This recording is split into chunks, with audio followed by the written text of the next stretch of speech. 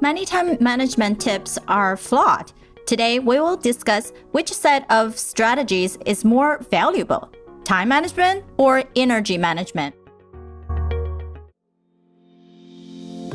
Private practice owners, it's time to change the status quo that says healthcare workers are always burned out and never have enough time or energy. Welcome to the Provider's Edge podcast. I'm your host, Sabrina Rumbach. I am a provider, an international peak performance keynote speaker, and a best-selling author. My guests and I teach providers operational efficiency, how to reduce provider fatigue, and increase patient satisfactions. If you're ready to rewrite the rules for your own practice so you can have more time off, a great team, and more income while delivering better patient care, you're in the right place. This is your defining moment to be a disruptor in healthcare. Have you heard of this story? A man walks down the street and he sees a dog moaning. He turns to the guy sitting next to the dog and asks, "Is this dog in pain? Why is he moaning?" The person responded, "Yes, it's in pain because it's sitting on a nail." The observer then proclaimed, "Sit on a nail? Why doesn't he just move out of the way?" The second man answered, "Because it's not painful enough for him." It's not painful enough for him. How many times have we all done the same thing? As high-achieving medical, dental, and holistic practitioners, we have a lot that we want to do for our career, our practice, and our patient, and for ourselves. When there are 10 ideas in our head, we don't know which one to pick. When we're already managing 10 things at the same time, we don't know which one to take off our plates, and then wonder why things aren't moving along as fast as they should be. Even those who have realized that they need to cut back or delegate more so they can see the bigger picture and creating better impact are still having difficulty with new adaptations. Behavior changes are hard, especially we desire high performance while worrying about too many things that could go wrong. We're stuck with decision fatigue every day. I recently talked to a cardiologist, Dr. M, who started his career working as an interventional cardiologist in a large hospital system. When his kids came along, he wanted more flexibility and do his own things. Therefore, he opened up a private practice and continued to grow steadily with a couple more partners along the way. As his kids grow older, he kept wanting to cut back time spent in his practice and spend more time with them. However, he kept pushing back a few more years, a few more years, and a few more years. Each time he thought about the idea and wondered what that might actually look like for him. When I spoke to him, we were working through what he really wanted in the next 10 years in his career. He was debating whether to sell his medical practice to his partners, keep a C but cut back time, or explore other options such as teaching or private consulting. Maybe you're in that same boat, debating if you want to grow, sell, or maintain your private practice. Maybe you're tapped out. No matter what you choose, each decision will impact your life differently. Each will require mental adjustments on how you see yourself as a leader, a financial generator, and a societal contributor. Then why do you think you have such difficult time choosing? Or such a difficulty for anyone for that matter? It's because you're trying to figure out what is the true return on investment of your time, energy, and money for each of the decisions that you make. Are they going to give you that peace of mind or rob you of your sanity? At the end of the day, we all have multiple dozens of decisions to make. Some are easier to decide than others. How quickly and confidently you're able to make those decisions determines our effectiveness. And that's why managing what you need to do is such a crucial pillar in my 6-step process. Not just managing our time isn't enough. That's why a lot of my clients have said to me, Sabrina, if only I had more time and energy, I could have done so much more in my life. Do you think that's a true statement for you as well? Have you taken a step back and pondered, if you have no better strategies and work for you specifically, then maybe you can master your time and energy. We know time management is traditionally the foundation of productivity. Methods like time blocking and the Pomodoro technique lays out how when used correctly can complete tasks much more efficiently. I use these methods and definitely a big promoter of them. And they allow me to roadmap dozens of things that I want to do each day and actually get them done. And that's why so many people are surprised when they talk to me. How am I doing everything? Still going to clinical practice, still able to run a show, doing multiple conferences that I'm speaking or networking, able to run a monthly healthcare disruptor think tank, and be able to publish articles, books, and all the other stuff that I'm doing. Well, it's not really about doing more stuff, isn't it? I can do a lot of things, but it doesn't mean I'm doing a lot of things at the one time.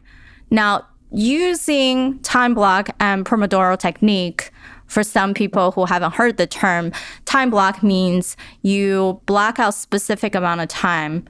The best idea is to only do it in 20 to 30-minute intervals, because we know many neuroscientists study when it comes to concentration, our brain really can only last about 20 to 30 minutes. And that's why you've seen so many TV shows and radios, they're in this short frame, just like TEDx. Right? It's limited to just 18 minutes. Pomodoro technique means the 80-20 rule that some of you probably have heard of, where you spend 80% of your time on 20% of the tasks that you really truly need to do. Right? That's the key. This is how I approach productivity, but this is only one small pillar within the bigger umbrella. I like to say, create your own organizational chaos. Our brain rewards us when we're able to check things off, complete things. Have you ever wrote down something that you just did just so you can check it off? Right? It's a little reward system. No matter how small or big that task is, it makes us feel good. However, having a to-do list is a handcuff to having a truly productive and joyful life. Our brain wants us to think the more items that we can check off, the more productive we are associated with that day. This will drive the hustlers to keep on doing more things. When you're doing more things, that doesn't equal efficiency or effectiveness. If the game is just to do the most amount of things per day, then the wake up and grind mentality certainly becomes unsustainable. Dr. Ames did that. He added more patients to his practice while he's growing. He tried to see more than 20 patients per day. Now, for some of you, you know, that's a lot. We have charts to review, we have notes to write, and then the time was patients. He looked out for other opportunities to expand, and that's why he brought on partners. However, he only had so much energy in a day that he could spend. And especially when he didn't know how to reset his own energy within a few minutes, he wanted a way out. Here, energy is not type that's associated with caffeine or that jolt of get you up to speed. And it's also not the same of, oh, I had a bubble bath, I'm more relaxed, and now I can go back to do what I'm doing. Remember the days where you have just chugged that 6 cup of coffee? That burst of energy doesn't last long. The physical boost that you felt eventually built up tolerance, requiring more doses to maintain the same high. Then the mental placebo effect kicks in, making you think you just have to have another cup of coffee to function. In reality, energy is the ability to present and grind when you are able to focus on what you're doing, and therefore your attention is less divided. If you're trying to be more productive, don't analyze how you spend your time. Pay attention to what consumes your attention, said Adam Grant, an organizational psychologist and a #1 New York Times bestselling author of 5 books. You might ask, Sabrina, which one is it? Did you say to use time blocking and the Pomodoro technique earlier? Now you're saying not to analyze how I spend my time? You made a good catch. Those 2 techniques are what I use once I already know exactly what type of task I'm going to use and produce maximum amount of result. Therefore, I'm going to spend 80% of my energy with those 20% of the tasks. To get to that point of time block, you have to do a lot of background work beforehand. The criteria here is that I know exactly what must be done that will produce me more time and more result instead of things that will rob my time and my attention. When I go into this laser-focused block of time, my energy also is in a prime state. What does this mean for you as a practice owner? Your role of being a business owner is more than just a provider treating your patients and more than a manager just keep things afloat. You are a visionary. You can see a future beyond what other people can see. You are a leader who has such influence that people are attracted to you to work with you. And your patients are seeing you as a trusted resource. Therefore, if you are drained from all the demands and expectations, you would not be able to take on these roles powerfully. If you like our episode so far, make sure you share it with other medical, dental, and holistic leaders you know. Send them a direct link or take a screenshot from your phone. They will appreciate that you care about their growth as a powerful colleague. Now, let's get back to the rest of our show. Did you know that there are 4 types of energy cycle in the general population, what's called chronotypes? You might have heard of them from discussions by the sleep doctor, Dr. Michael Bruce, who wrote the book, The Power of When. He describes that depending on our circadian rhythm, each of us have a natural energy cycle based on how much we can feel concentrated in what we're doing and how our energy fluctuates. Therefore, we can leverage specific set hours in our day where we're most focused to be most productive. Medical literatures also concur with this concept. When we insist on working extra hour, when we're already tired, our ability to make the right decision for our patients and our staff significantly decreases, just like missing sleep. And sleep studies have shown that even with a single night of missing sleep, measurably affect cognitive performances. When adults do not sleep at least 5 hours per night, languages and numeric skills, retention of information, short-term memories, and concentration all decrease on standard testings. Time is constrictive because there are set times to do such things. Energy is flexible. It is an element of choice to do certain tasks at certain time. Time is infinite and out of control. Energy is renewable and in your control.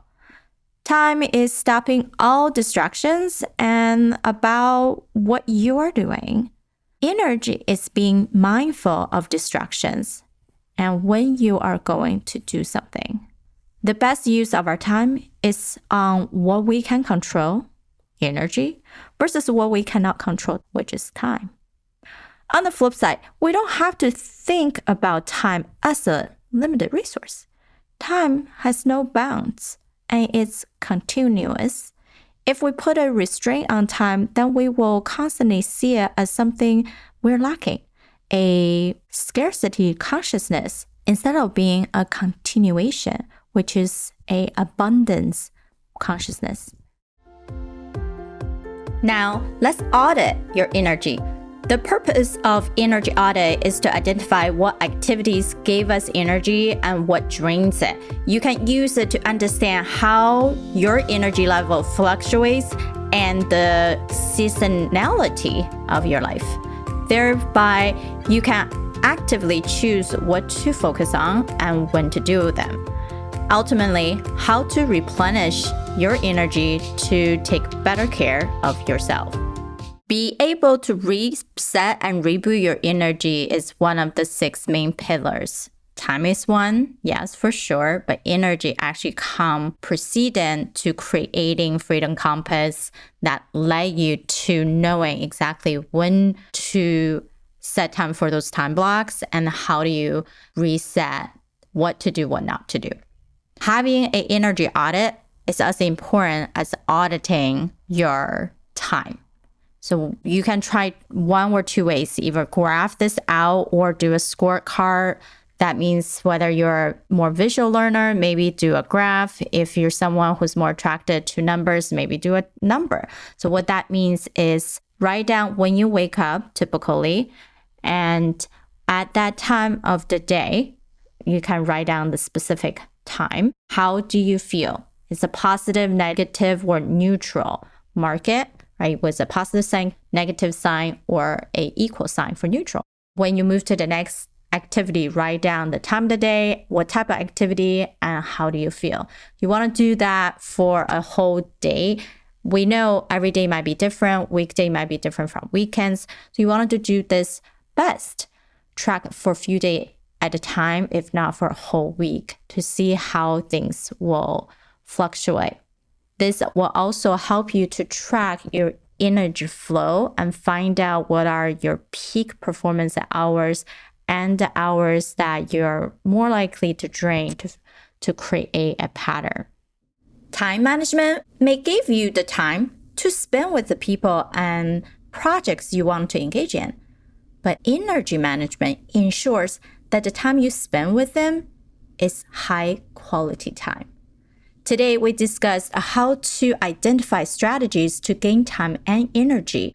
To recap, number 1, the dog and nail story prompts us to think about what are the things that we are allowing to happen in our lives, our businesses, that we should really move away from so we can finally get rid of that pain. Inaction is painful and costly.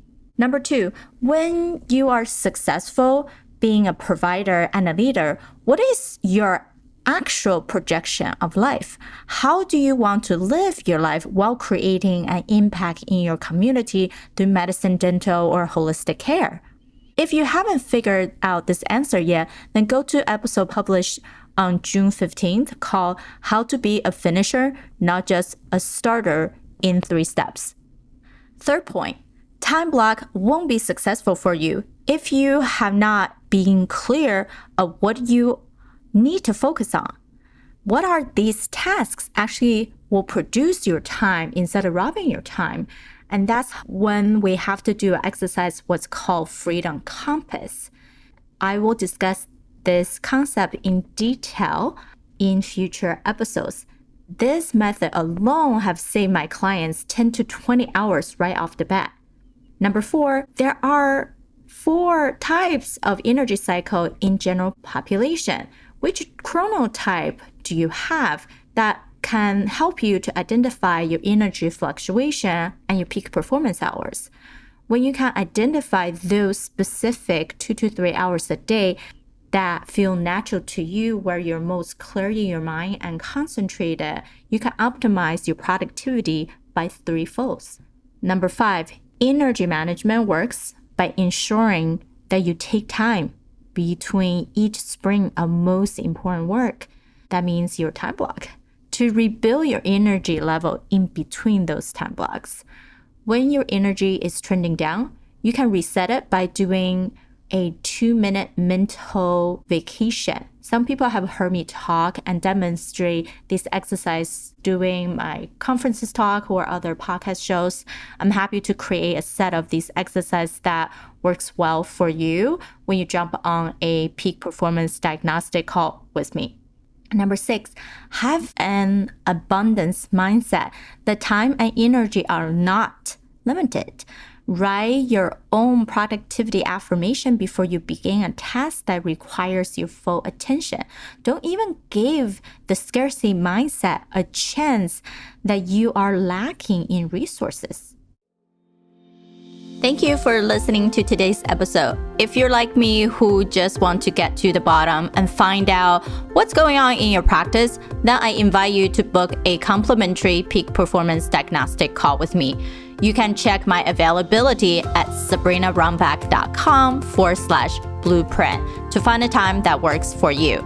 This is especially beneficial for you if you have an established clinic but now feeling drained, want to do more for your patients but are limited in your capacity, or are unable to live up to your full potential. Don't you agree that if you don't allow a pair of unbiased eyes to take a look, you'll never know what you don't know? This is your chance to gain back time and be a peak performing healthcare leader again.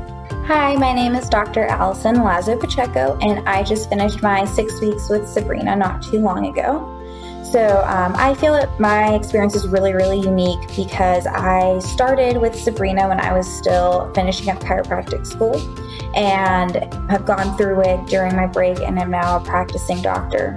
Everything I've learned and she's taught has been applied at different levels and portions of my life, and I feel like I can continue to grow and develop these skills in the future. Gosh, I went through my list of things with you that last day, and I kept them on my notebook pad. They're all, and I told you as a sheet, I move a lot of my really important stuff too, and that you made that sheet to all the things we did. You know, I think there were a lot of things in there. I look at the chart of the desire zone because I was taking on too many things. I was doing too many things outside of my desire zone, and that allowed me to hone things back into the direction where they should be. What was some other things? Our first call that we ever had, there was a quote that you gave me from the Dalai Lama. And these are simple things. I did, but it was about gratitude. And it hit me at that time because I'd forgotten to be grateful about what has been built. You know, everybody around me that sees what we're doing or, sees what I'm doing here, my peers and colleagues, and they're very grateful for what I've been doing. They're like, oh, this is great. Would love to be in the position I'm in. And I forget that. But I forgot it. So that was another one. And then what was some other stuff? I'd have to go through my list. I mean, there's, the 2-minute reset stuff that we do. Margin, just do a little bit. And we even, remember, been a big meditator for a long time, and everyone goes through cycles of this, but I was so dedicated. It was 45 minutes to an hour every single day, probably at night as well. And then in a busy lifestyle, you go, oh, can't do that. Then you start thinking, well, if I can't do 30 minutes or an hour meditation, then why even do it? But you're teaching people to do 2-minute meditations, which 3 2-minute meditations throughout the entire day, 6 minutes total, in my opinion, is better than doing 45 minutes an hour every other day. It just made more sense. And it was so much easier just to kind of center myself back in and go back at it. So, and one thing now, I'm going to have to do a plug here, is this. Yeah, and I was going to do this, didn't you? So this clock right here has been, I don't know if yours is next to you or not, but you held this up for me one day. And we're talking about time blocking, time blocking and everything else. I said, well, where is that? So I bought it on Amazon, and it, it has the clock and the 5, 10, 15 minutes and so forth. It is awesome. And so when I started using this thing, I started realizing like, oh my gosh, when I'm actually tracking my time, I've got a lot of it. When I'm not tracking my time, even if you take a 5-minute break to surf the internet, and it's 15, 20 minutes later, the time goes fast. So it's been I can get so much stuff done in a 15-minute period. It's crazy. Take an opportunity to meet with and talk with Sabrina. She's just a wealth of information and powerful results. And it for myself, just to be able to reflect and see what she's created by her forms and processes is amazing. I can't emphasize enough, it's time well spent and money well invested. And so take the time, invest in yourself. Now open up a browser and type in sabrinarumback.com/blueprint. Let's create a blueprint for you to gain back a day per week and creating more impact, income, and freedom in your day. We'll talk soon.